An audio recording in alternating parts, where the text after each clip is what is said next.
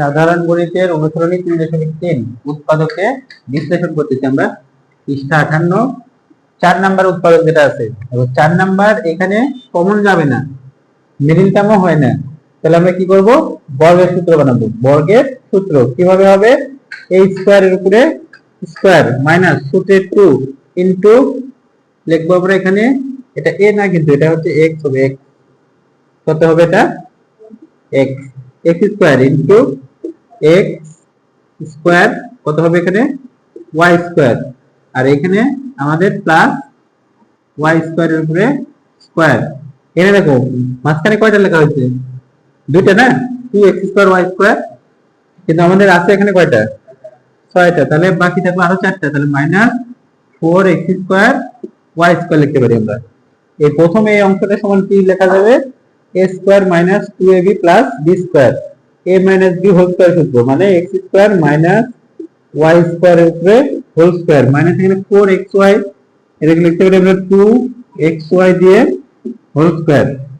তাহলে a square minus b square সূত্র x square minus y square plus 2xy, এরপরে x square minus y square minus 2xy, এরপর সাজায় লিখবো আমরা x square plus 2xy minus y square, এরপরে x square minus 2xy minus y square. তাহলে এটা হলো আমাদের অ্যান্সার। একটি রাশিকে দুই বা ততোধিক রাশির গুণফল আকারে প্রকাশ করা হলো। এরপরে দেখো 5 নাম্বার।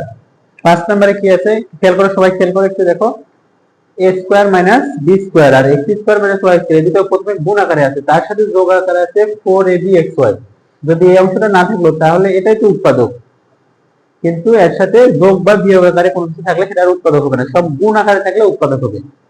একটি রাশিকে দুই বা ততোধিক রাশির গুণফল আকারে প্রকাশ করতে হবে, মানে গুণ আকারে থাকতে হবে। দেখো এই অংশটা আর এই অংশটা গুণ আকারে, এর সাথে কোনো কিছু যোগ বিয়োগ নাই, তার মানে এটা উৎপাদক হয়ে গেছে। কিন্তু এই দুটোর সাথে আবার যোগ বা বিয়োগ আকারে আছে।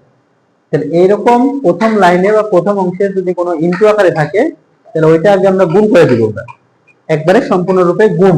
তাহলে এই a স্কয়ার দিয়ে এই দুটাকে গুণ করতে হবে, a স্কয়ার দিয়ে এই দুটাকে গুণ করলে আমরা এখানে পাবো a square x square minus a square y square, এরপরে মাইনাস b স্কয়ার দিয়ে minus b square x square minus হচ্ছে plus b square y square plus 4abxy।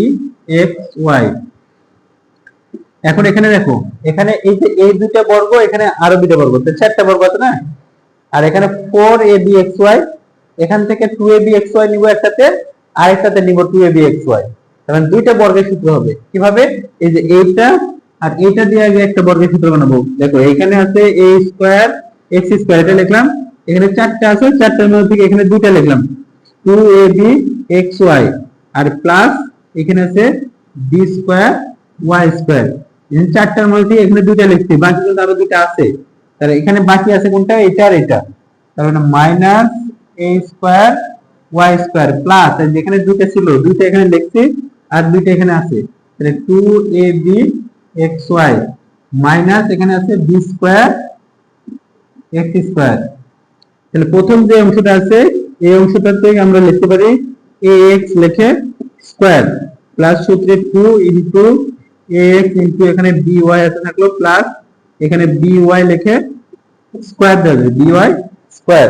আর এই তিনটা থেকে দেখো মাইনাস কমন নিতে পারি আমরা, মাইনাস কমন নিলে a square y square minus 2abxy plus b square x square. এটা দেখো প্রথম যে অংশটা, এই অংশটা একটা বর্গের সূত্র হয়েছে, তাহলে বর্গের সূত্র অনুসারে কি হবে? এখানে ax plus by whole square হবে মাইনাস এটার মতো নিয়ে অনুরূপ ভাবে দেখো এটা একটা সূত্র হবে না, a মাইনাস b হোল স্কয়ারের সূত্র, যে square minus 2ab plus b স্কয়ারের আকারে আছে এখানে, তাহলে a minus b whole square হবে। তার মানে a মানে কোনটা হবে? এখানে ay, এটা হবে a, আর b মানে হবে bx মাইনাস bx এর উপরে স্কয়ার, তাহলে a square minus b square সূত্র দিতে হবে এখন, a স্কয়ার মাইনাস b স্কয়ারের। তাহলে ax plus by plus ay minus bx, এটা হলো a plus b into a minus b, x plus by minus ay minus হচ্ছে প্লাস bx, তাহলে এটাই হলো আমাদের অ্যান্সার। একটি রাশিকে দুই বা অধিক রাশির গুণফল আকারে প্রকাশ করাকে বলা হয় উৎপাদকের বিশ্লেষণ।